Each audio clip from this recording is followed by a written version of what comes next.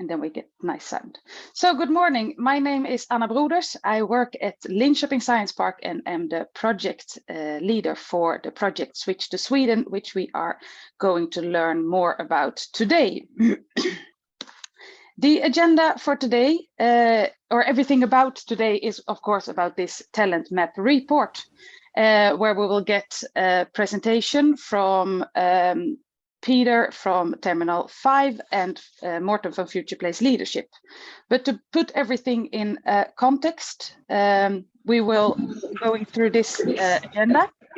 I'll just mute. So, I will talk about more about Switch to Sweden, so you know the scope of the project before going to the presentations. After the presentations, we will get some insights from a panel, and we will end this webinar with some next steps in the Switch to Sweden project.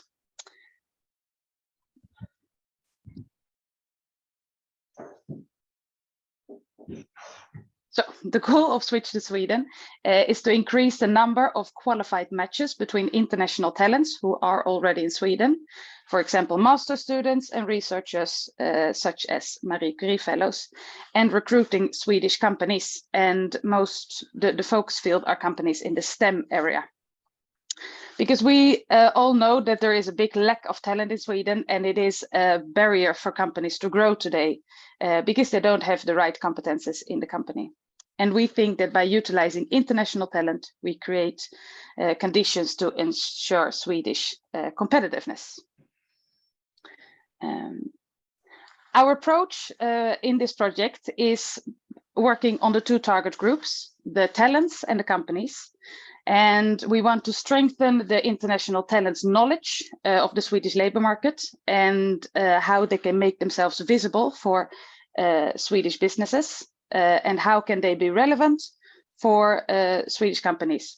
And on the other hand, we want to support companies and strengthen their ability to recruit, integrate, and retain international talents. And when we've been working with these two groups, we will use an AI matchmaking tool, which we've been working with previously, where we match the talent's competences and the company's competences need. And when there's a match, the company and the talent will meet in order to learn more about each other, but most of all to build relations, because we see that there is it is hard for international talents and companies to meet. And by this matchmaking activities, we want to create this opportunity to build relations.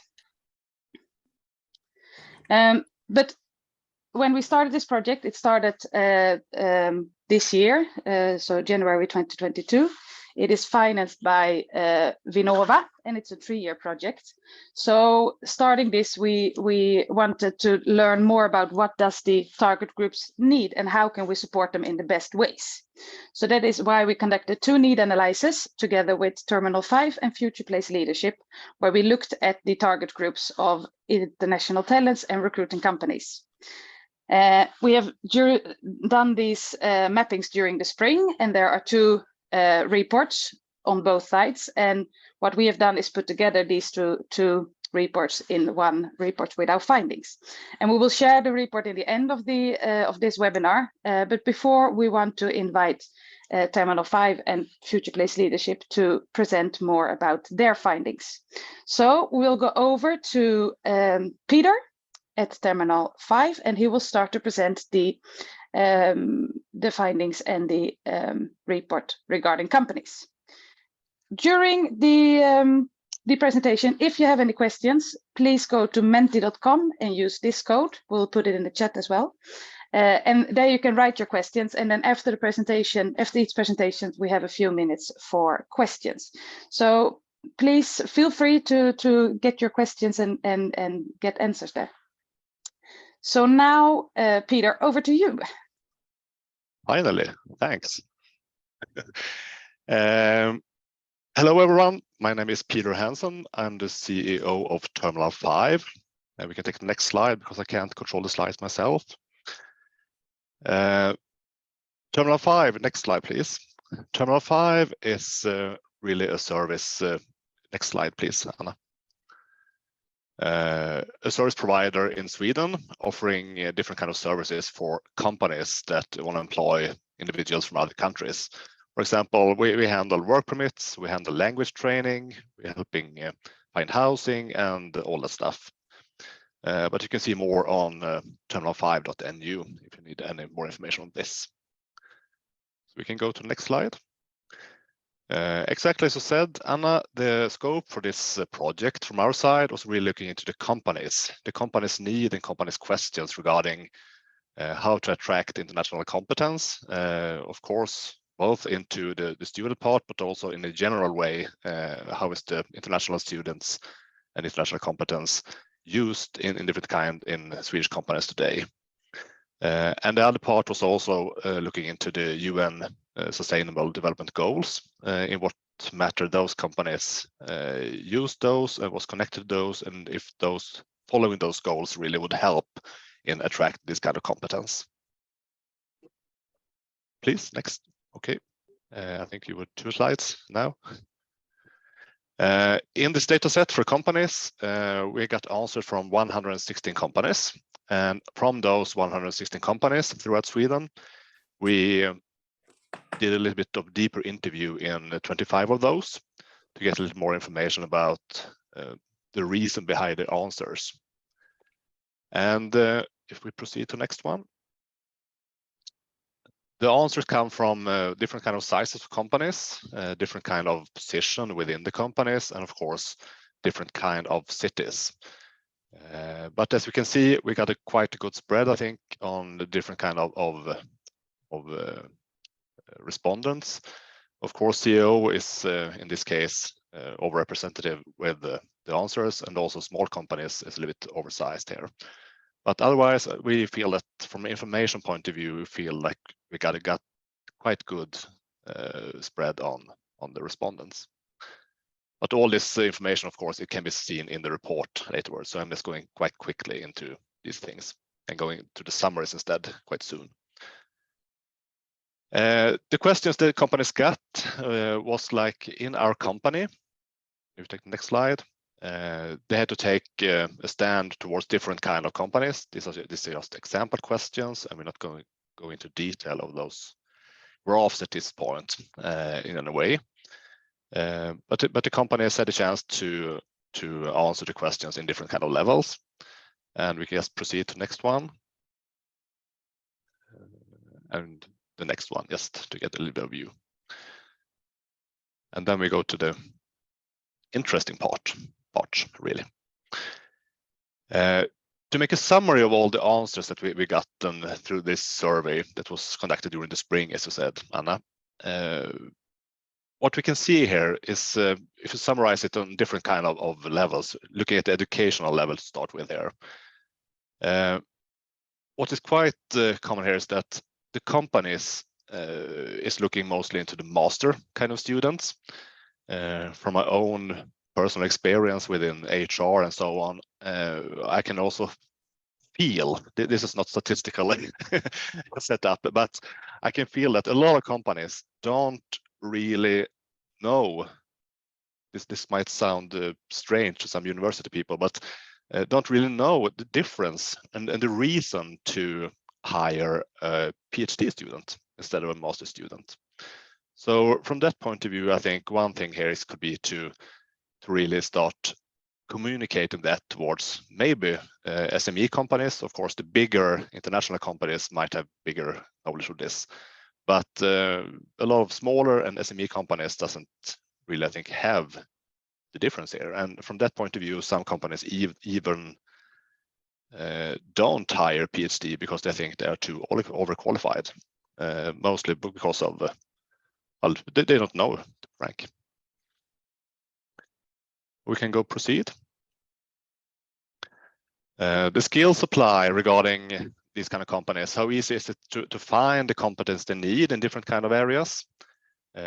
What's interesting here, no surprise really, I think for the most of us, 9 out of 10 companies sometimes find it's difficult to recruit. And what's more scary, of course, from a Swedish point of view is that, well, 84% of the respondents often find it difficult to recruit. and they also expect it to be even worse in the future. So for Sweden's sake and for the company's possibility to develop and evolve, this is of course quite scary numbers for most of us, I think. And what's positive though is that some companies at least have started to do their recruitments abroad, looking on other countries. But coming to the next slide, we're going to see that of course they have some troubles about that. Another summary here is the language. Might not even be a surprise, even though that one. But what's interesting here is that a lot of companies say that this is going to be a problem. The language is a problem. But once again, from my own experience, personal experience, is that a lot of companies hasn't really gone through their own company, identifying positions, different kind of services within the company that really could be done by so to say English-speaking individuals. And I think that's a good thing for companies to really start looking at. And what's positive though is that some of the companies has started to provide and support different kind of relocation and of course language courses directly from the companies to help the candidates in a better way to take part of the Swedish culture, to so to say ground them in the Swedish way of working and so on. So here I see a quite big upside that a lot of more companies could really start doing. But we proceed. This is the quick way of a long presentation. Another part that seems like an obstacle for many companies are really the work visa, the work permit things. And as we can see from Terminal 5 side, this is often quite a lot of lack of knowledge. Because a lot of companies say that the work permit process takes too long time and it's quite complicated. Yes, it's complicated, but in many ways there are solutions today in place that could help out to shorten that time quite a lot. Also offload, of course, internal HR and managers. Right now, as we speak right now in October, I know that the Migration Board in Sweden, of course, has quite a lot of issues with handling work permits. So the waiting time right now is not too fun, really, no matter which way you try to use. But most of the time, what we feel and what the information we get, both from Terminal 5, but also from the survey here, is that a lot of companies feel that it's quite a high mountain to climb with these kind of questions. So a lot of information is needed here, I think, for this area to really inform.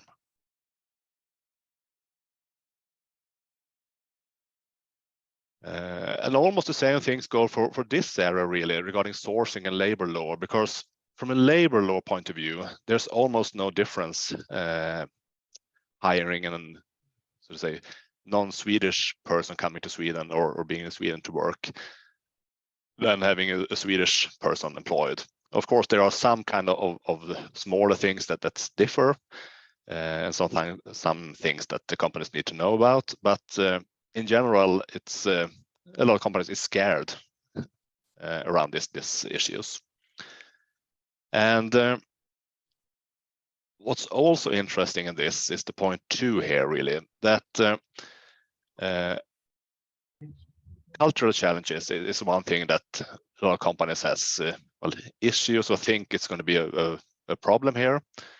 But as a conclusion, it's almost on all the kind of different questions here. It says that the companies itself think that the company itself is better in these areas and many other areas than other companies. Other companies, so to say, in quotation marks, has bigger issues in this than the company itself.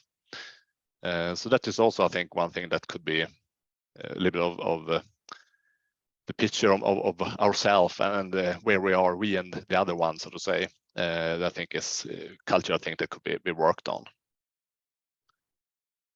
But we proceed. Regarding recruitment, also a lot of companies has questions about that. Really, how to proceed, where to find candidates, how to handle well interviews and so on. And one thing here is, of course, interviewing individuals from different cultures, because an interview in Sweden, a job interview, for example, could be quite different from a job interview in another country, depending on position, of course. But I think this is also one area where well, Swedish companies would need more knowledge, how to ask and how to proceed, because as we all know, in Sweden we can be quite open and personal about things, but in other cultures it's almost rude to ask too personal questions. So I think it's just an information and education part really in this. But of course, where to find, how to evaluate and assess different kind of candidates from different cultures is one part that need some work for Swedish companies, at least those in the survey here.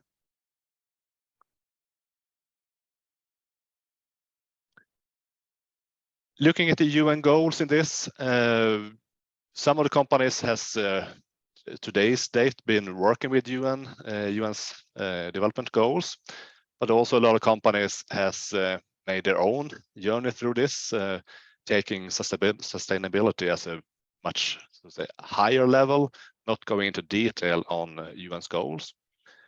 But looking from a competence sourcing point of view, I think we can't really see the details that they working more with this kind of areas, what the companies themselves think at least. Working more with these areas would really help the companies to attract people in a much higher way. In some ways, of course, but not in general, I think.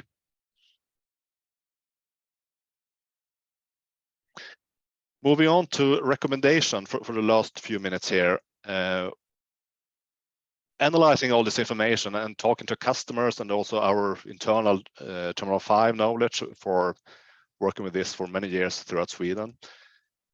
What some things that we feel will give the best sort of bang for the buck for the company side in this is really, one thing is to really looking into how can Swedish companies market themselves towards international competence or international talent. And one thing here is, for example, as you can see in the text, the cost of living. And cost of living means really that, let's say, $1,000 in US and $1,000 in salary in Sweden, of course, means completely different things. Because if you work in US, you have to have insurances and all that stuff. That's not included maybe in the employment. But in Sweden, a lot of things is included. So calculating and offering the correct kind of salaries, correct kind of communication within these areas is also, I think, a big thing to really look into, to comparing the same things really. Another thing is that a lot of companies on the, let's say, board level or C level in the companies is targeting towards these areas. But once again, from experience, is also that when it comes down to the recruiting manager, the recruiting line manager that sits in this and take the decision about to hire candidate 1 or candidate 2, that line manager usually in many companies take the easy way out and doesn't take the step towards international competence. And this is, of course, in general. Of course, there are companies doing this, but in a general recommendation, working with the recruiting line managers, I think, do really the most effect in the shortest way. Another thing we were into here was really the Swedish knowledge, the language barrier, and once again, looking into the positions, looking into the companies, which kind of systems, positions, contacts, and so on are in place in the companies for handling these kind of areas, and also, of course, will the position itself really require the Swedish language skills. Of course, recommendation is also to look into the companies themselves and getting some kind of reference cases out there. Company speaks to companies, and one company that has done this successfully, of course, could inspire quite a lot of other companies to take away the scareness and well, all the possible thoughts about problems in this. So we take, I think it's the next slide, yeah. And also one thing that I know a lot of universities at least are working with, but I think could be quite better really, is supporting companies in the directed way towards international students, because Swedish students also usually have some kind of well, some at least knowledge about the Swedish, the local labor market. But coming from another country to Sweden, don't knowing anything about maybe the city they work in or study in, and the company and the infrastructure in that region, I think a lot of things could be done here, really. Did I make the time, Anna? Almost. Almost, yeah. Almost. Thanks. Thank you very much, Peter, for this presentation. It is really like scratching on the surface, because the report, of course, go much more in depth. But we will, like I mentioned before, send out a report so everybody can dig in. I would like to introduce my colleague Ella Galbis, who also works in Switch to Sweden, and she is in charge of the Menti. Ella, do we have a question to Peter? I think we have time for one question now, and then maybe we can get us some questions in the end as well. Yes, absolutely. We did get around 6 questions, so thank you so much for the engagement. And I think one of the common questions that I see is, what was the majority of the responding companies based in Linköping region, or did you ask companies from all over Sweden? We asked companies all over Sweden. So from that point of view, it's not focused in any way to Linköping. We have responded from at least the north of Sweden and the south of Sweden, the middle of Sweden. So I hope that answered this question maybe. I think it's a really good and relevant question. It is Linköping Science Park who is the managers of Switch to Sweden, but it is a national project. So we ask companies from all over Sweden. We have time with one more question, Ella. Great. There's also another question that I found quite interesting. It is, what services can companies use to get help with the migration process when hiring international candidates? Well, from the project itself is setting up some services, I think, in the future, but that we come back to in the later part of this presentation, I think.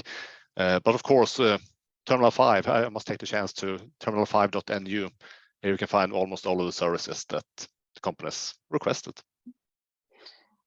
Great, thank you. And thank you very much, Peter. I hope you join us in the end as well if there are more questions. And then we will go over to the next presentation, which is with the focus on talents. And here we have Morten King Grubert from Future Place Leadership. So Morten, the floor is yours. Thank you so very much, Anna. A pleasure to be with you here today digitally. And yeah, you can just go ahead and move along. So very, very shortly, Future Place Leadership, I see many familiar faces on this webinar. Great to see many of you that are part of this industry. And that's what we do at Future Place Leadership. We work a lot with talent attraction and retention for places across Europe.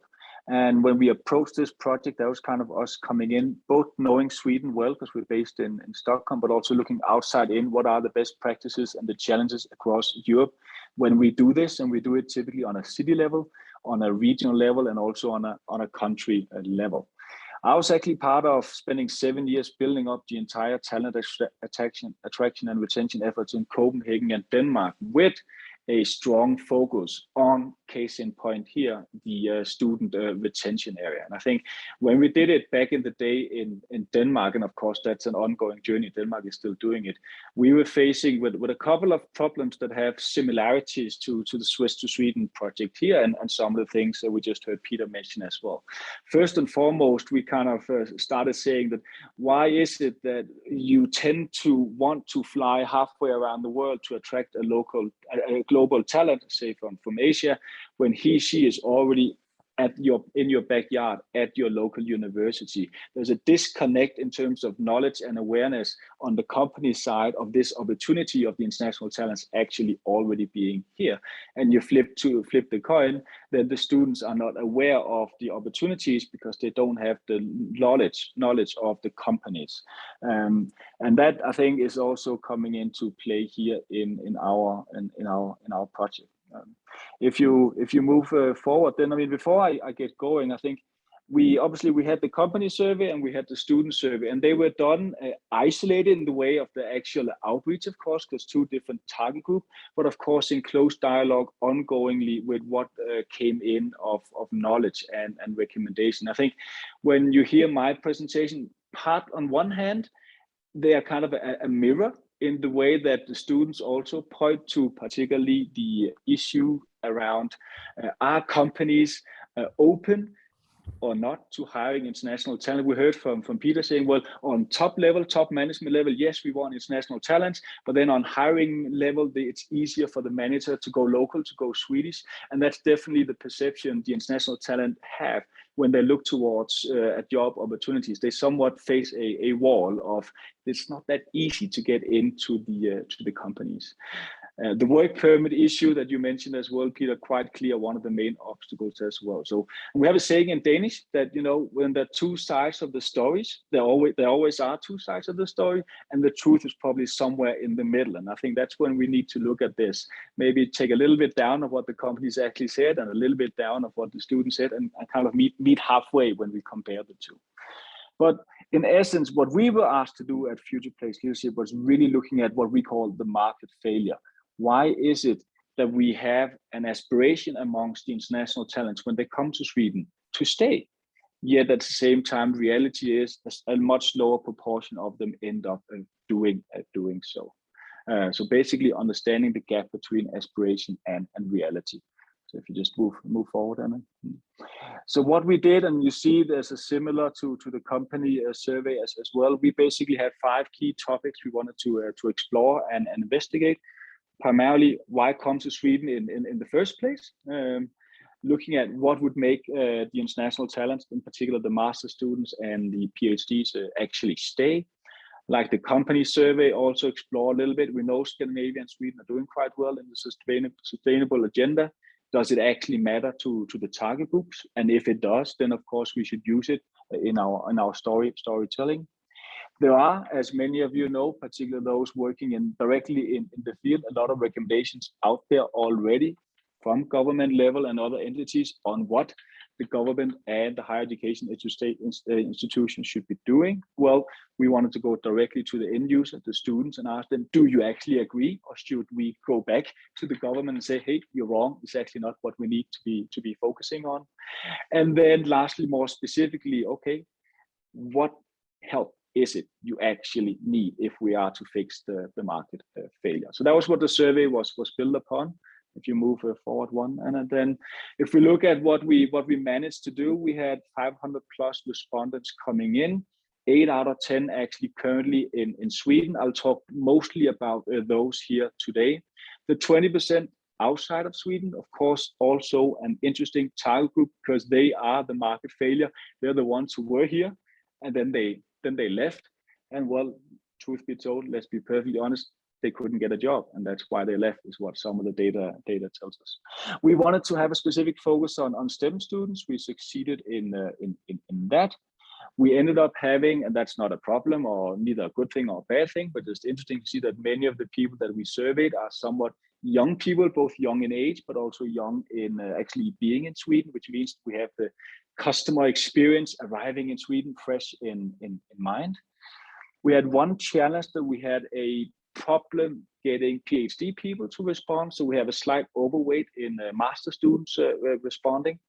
So we need to take that into consideration when we do the analysis. And then we also have a somewhat, I mean, if we look at master and PhDs in Sweden in general, we would know that on PhD level, we have quite a few people from Asia. And when we look at master level, it's more from Europe. So in that sense, it's not too bad that we have so many people from Asia, but given that we have overrepresented of master students in the survey, then it's slightly skewed in the wrong direction as well there. But generally, we are okay with the demographics of the survey. No surprise, because that's also where we have the largest number of international students are the big cities. And yes, this was done nationwide to take that question up front. But we can also admit that Linköping Science Park have a strong local network, and hence a lot of international students in Linköping did fill out the survey, which is quite okay. So moving on. What we did initially when we analyzed the data was building different personas, and I won't show all of them, but we did the average respondent, we did the average male respondent, the average female respondent, and the average respondent who already has a job, and so forth in Sweden. So if we look at the average respondent in general, then while we're talking STEM, so no surprise, he is he has been living in Sweden for 2 to 3 years, and most likely from an Asian country, India, if we were to pick one, and living in one of the bigger cities of Sweden. What I find interesting is jumping already a little bit to the conclusion that the average respondent is generally happy with life in Sweden, but settling in was the main problem. And he, in this case, the average respondent, but of course we have about 40% female in the survey too, really struggle with integrating in Sweden, culturally, professionally, and socially, and that is something that also mirrors a little bit. I'll get back to that what Peter said. Moving on, then I'll just kind of go through the key topics we wanted to uncover very quickly, and then finish with recommendations. So kind of one of our key conclusions basically is that retention is the new attraction. We cannot start attracting new people and promote our university programs if we haven't fixed the market failure. And it seems that generally what we had of data before we started this survey really showing that, hey, people want to come to Sweden. They believe we have high quality educational systems and there are great opportunities for career. That is echoed in our survey. It's not showed on this slide, but what's interesting is that our respondents kind of value life in Sweden on a 1 to 10 scale at 8.1 or 2. But when they actually arrive and how they struggle to settle in, and they do struggle, it goes down to 5.1. So it's kind of when we talk about retention of international students, it's too late to start that journey when they graduate. They're out of money, they're out of visa, and they have no connections in the local labor market or national labor market. That journey starts upon arrival, or should start, and that was one of the key learnings we had back in Denmark as well. And case in point here, it's not working. We're not welcoming them sufficiently and satisfactorily in the first time, in the honeymoon period, and moving on that they are here. If we move to the next one, then, well, simply put, I mean, what would make people stay and what would make people leave? Well, we could probably have said this before we even started. It's of course about the job. I think what's interesting is that we those who want to stay, regardless of whether they are in a tier 2 or tier 3 city in Sweden, or the top 3 cities, they, upon graduation, if they were to stay, they want to move to the big cities. So we have a specific challenge. Of course, it's great to have people in Stockholm and beyond, but we also want the other cities of Sweden to retain international students. So there's definitely something to explore there. It's not about money. It's not about a great high salary. It's not about housing, which is often an issue that we have, not just in Sweden, but in Europe as well. It's simply about getting the right career opportunity, as well as then simply, I think Sweden has great potential. I'm somewhat happy here. So living here, it suits me quite well. I just need the job in the big city, to be perfectly honest. Moving forward. We talked about the United Sustainable Goals in the company presentation as well. I think we can echo the conclusion here. The target group, when they look towards where to live and where to work, they believe that going green and sustainability is very, very important. Then when you poke a little bit, you also find out they actually don't quite know what it means. So it matters to them, and it should be part of our storytelling, and we should showcase it, but we should also be realistic that if they were to take an exam tomorrow morning about United Nations sustainability goals, they probably would fail. So they don't know them in greater detail, but it matters. Next one, please, Anna. When we asked them specifically about, here is a list of what we see the current recommendations are on government level for intervention and what we also see the government say that universities should be doing, it's quite clear. Unanimously, the most frequent response as the most critical issue is the fixing the migration system and the work permit. And that is quite important, even more so for the PhDs. For those of you in the know also know there has been changes in that area and a huge uproar among the PhD population in Sweden. So that one is no surprise. And I think then if we expand it a little bit, then on the university side, there is a strong desire to have the universities, and this is not saying you're not doing it, dear university partner here on the call, but do even more so of the collaboration on the employer side. And that is, of course, back to, again, to Peter's presentation, how do the work the universities do as an academic institution, but also the outreach to company, how does that meet even better so than currently today? Next one, please. So what kind of help do they want? Well, to be quite simple, get me the job, but it's more complex than that. I have a lot of support needs. I think if we take some of the interesting ones to me as well is, and if we look at us as a Scandinavian society in general, I'm a Dane, we have a lot of Swedes on the call, we tend to be quite open in the work environment, in the educational environment, kind of in that 9 to 5 when we're there. Then we go home and then we are with our respective families. And we forget that the international students and professionals, well, they don't have anybody to go home to. So we are somewhat closed off and they realize and they experience that. So we do have a cultural challenge. We do have the language challenge as well. Of course, they don't speak Swedish upon arrival. And it will take them years to get to know that. So back to what Peter also said, they feel definitely that they need to speak Swedish to get a job, but really do they actually is where we probably need to meet if we are to get them employed. But really helping them get a job is twofold, because it's really, and this is where we need to be careful not to just take the students' work for face value, but of course when they communicate, it's challenging to get in touch with the companies. Maybe they are exaggerating a little bit as well because they're frustrated and maybe they get turned down on a specific job. But there's a clear ask, at least. We need to work on the perception towards international talents in our society, in our economy, and in our employment recruitment process as well. But getting a job and all the associated factors around it is important. Moving forward, we also decided as consultants to compare apples and oranges, and really you shouldn't do that. But we thought there were some interesting perspectives if we also looked internationally. So when we look towards Denmark and we look towards Berlin, who did a recent survey, we are comparing apples and oranges because these are not surveys specifically for students, but they're really, really in-depth on looking at what are the challenges for international expats in general.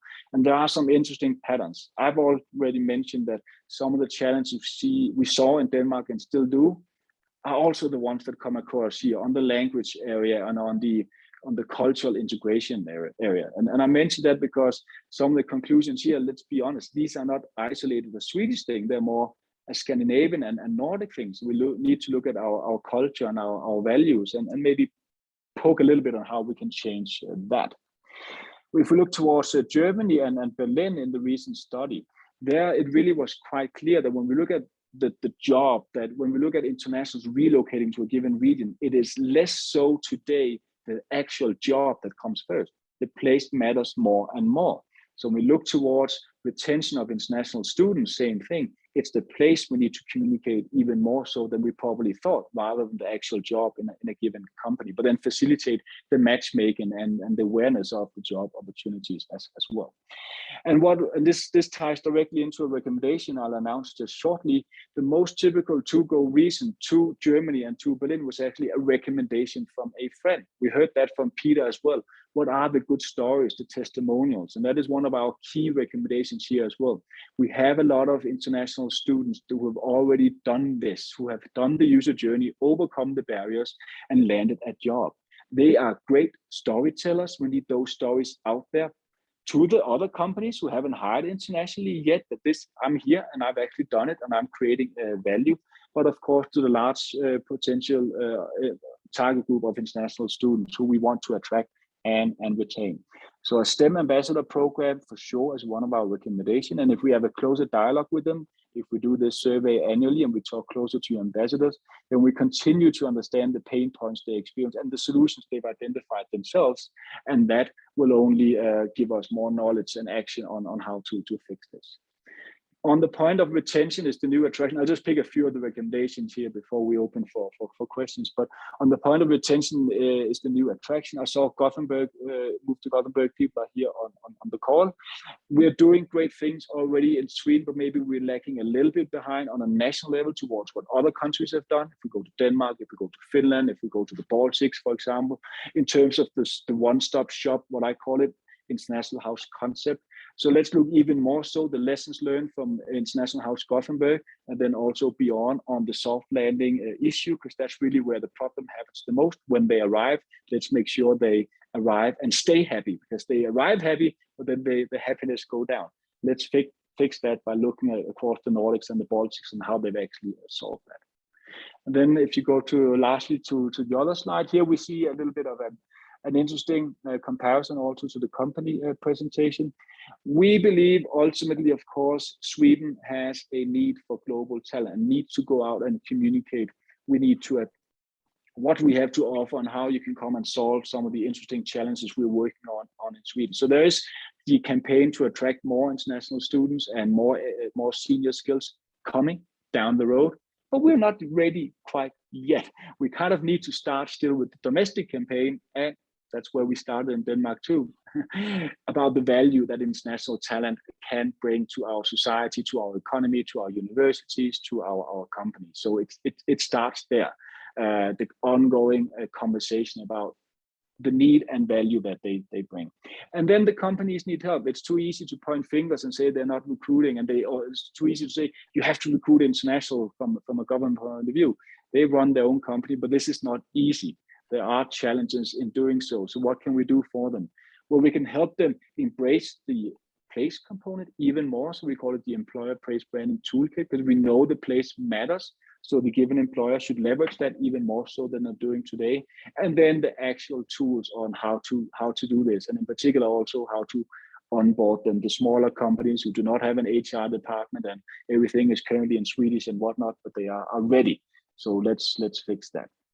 And on that note, my time is up, but please, before you do anything else, fix the migration visa issue, okay? We need work permits, folks, and let's lobby towards that. Thank you very much, Morten, for this presentation. Also here, we're scratching on the surface, but really interesting insights. Ella, do we have one question maybe I think we have time for? Yes, we can take one question. And the question is, what would be the ideal job search process for international students based on your insights? I'm going to be a little bit bold on this call. I'll say the ideal scenario would be no job search needed at all, because when we switch the coin and start the process of actually upon arrival, communicating these are the strengths of Sweden as a business nation. These are the various industries that we do well in. Here's where there's an exciting ecosystem and innovation system in a certain sub area. And by the way, here are all the companies. And by the way, here's the event where you're going to meet them. Then come the time you graduate, you don't need to write a job application at all, because you already know them and you've already secured the job. Just to try to exaggerate a little bit what journey I believe would be the right one. Great, thank you very much for that.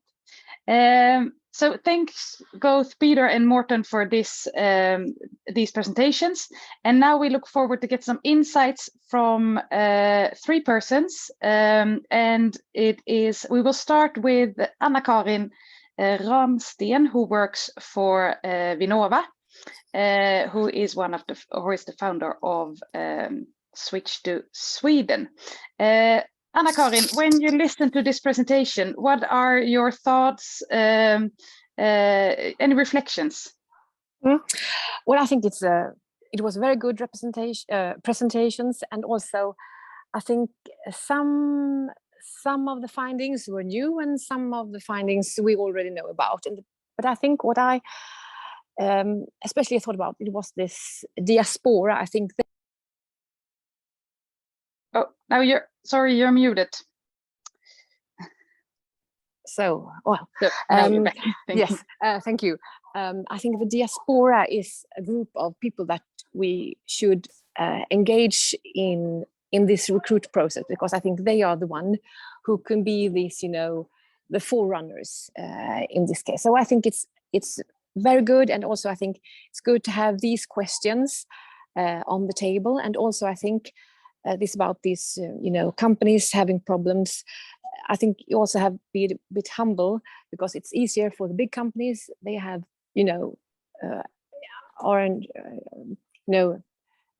they have groups working with this every day, and the small companies don't have that opportunity or the ability. So I think that's it's easy to we have to be a bit humble about this, I think. But it's very interesting, and I've listened to it from the beginning. So I'm very nice and good job. Great, thank you. How do you think this align? Because there's a lot going on, of course, on national level in these kind of questions. How does this work align with other initiatives? I think in almost all connections I have with industry and also other unions and other parts of Swedish system now, they are all talking about the competence, the lack of competence, and how to find students or workers to do what. And I think this is a huge problem both in north and in south of Sweden. So I think this is for companies, this is an everyday discussion and problem. So I think this project helps to address the problem, but also to see what on the system level must be done. How do we connect to the government and all that discussion? What is, to help this, to get this system to work easily, I think. Mm-hmm. Great, thank you, Anna-Karin. And I'm very happy to go over to the company side now, because you mentioned companies, and many companies are doing a great effort. And I'm very happy to have Therese Hansson Rosenquist with me, who is also part of the advisory board for Switch to Sweden. And you are the CEO of Sylog and in Western Sweden, and working a lot with international talents and international talent attraction. What are your thoughts after listening to this presentation? Just unmute yourself. All right, can you hear me? You're with us. Yes, now you're with us. Thank you. So thank you for the opportunity to talk a bit about our findings, and also thank you for great presentations. And to start with, I think that we can do a lot together, the companies and the university, to really support the possibility to have people from abroad working in Sweden. So I mean, we are a consultancy company, and we have around 600 engineers in our company working in different assignments. And around 3 years ago, we decided to try to find engineers from abroad in order to give our customer what they wanted, because on the Swedish market, it's not enough of engineers. So the findings that you present is really, I mean, what we see also. I mean, the migration is maybe a bit hard. It takes a lot of time. We focus on people that have like 5 years or more of experience already. So it's a bit of a difference from keeping people from the university in Sweden and so on. So, but anyway, it's the same challenges. I mean, coming into the Swedish society, learn the language, and all these things. So I think we can do a lot together, really, and we will definitely continue with bringing in people from abroad and work with that, because it's great to have, I mean, both the international competence in our team, in our company, and it's not about where you come from, it's about the competence and the personality you have, really. So we think it's great to work with people from abroad as well. So yeah. Thank you. And how is, because you're, like you mentioned, your consultancy company, how are your customers welcoming these talents?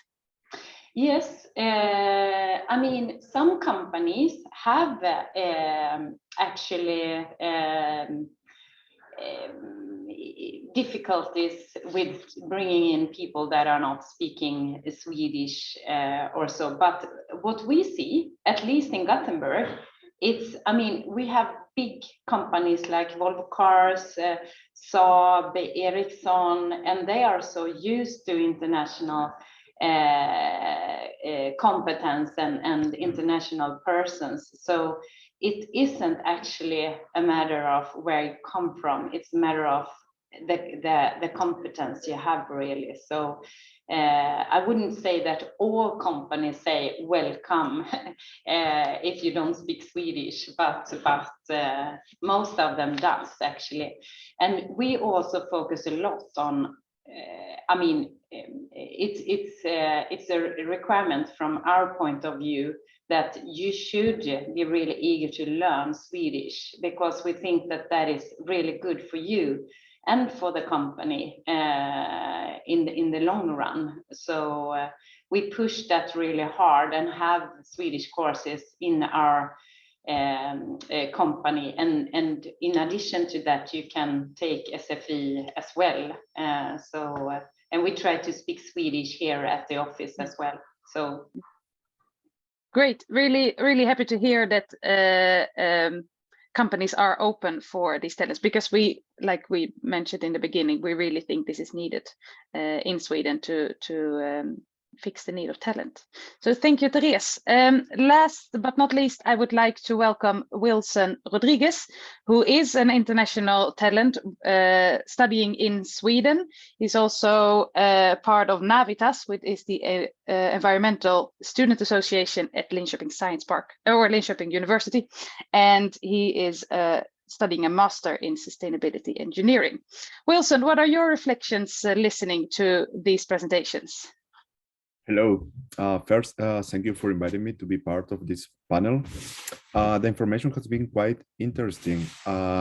First, I will say that once an international student has decided to switch to Sweden or remain in Sweden, I agree with Morten said, that you need to secure a job.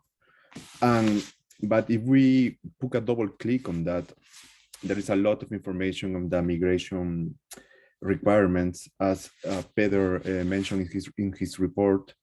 The migration requirements are sometimes a gray area, and the knowledge is passed sometimes orally between students. So all information about how to renew your residence permit, what applies to you after, or how to apply to the work permit after you finish your studies, sometimes remains a gray area. I've been working with some friends and creating or trying to put this oral knowledge in kind of written or documents, so we can pass around this to the new students. But there's still a lot of information that remains unknown to us, and we are discovering as we study. So I think the information requirements is very important to see which opportunities applies to us, because sometimes in the university we heard about different programs, study overseas, internships, do the master in a company, do the master in a foreign company, but sometimes they don't all apply to international students. So it's just a trial and error. You need to ask and see what applies to you. And finally, I also agree with what was said about the Swedish. I will say that Swedish needs to be understood as important as your master or PhD students in order to secure a job or integrate into society. I think once you get to understand that and you put the same effort in applying to your SFE classes or finding some opportunities to practice your Swedish, that could make, probably not all the cases, but could make your integration or your could potentially give you more opportunities to integrate to the labor market, or so I hope. Great, thank you. And did you get any of this kind of information where you come and start studying in Sweden? No, because there is, of course, there is information in the immigration website, and you go there and you have some knowledge, but that information is until you have your first work permit. Then for the renewal, there's a lot of great information about ending dates, how much money you should put, it should be in international national account, and so on, that some of my friends, they are getting like 2 or 3 times as for more information, which delays the approval of the residence permit, which push more pressure on the residence immigration agency workload. So it's a vicious cycle. So I think the should be more. Okay, we are as a little group, we are working on it to have it diffuse this information to others, but I think that's important. Great, thank you very much for your insights as well. And time flies, so we will just wrap up with how we are at Switch to Sweden, the Switch to Sweden team, what we are planning ahead and wanting to do now with the insights after these 2 reports. What we mentioned in the beginning, we want to support the talents and the companies to reach each other more. And when we read through these both reports, we are working with this together with our advisory board. And in the advisory board, we have the target groups, of course, we have university, we have national organizations and different science parks in the advisory board. And we have been landing into 3 areas where we can see that there is help needed or support needed. It is the language and culture, it is retention and integration, and it is migration and administration. And I've been seeing here in the chat, there has been some comments and reflections also about the migration and administration. And I think for us, it's important to address these questions.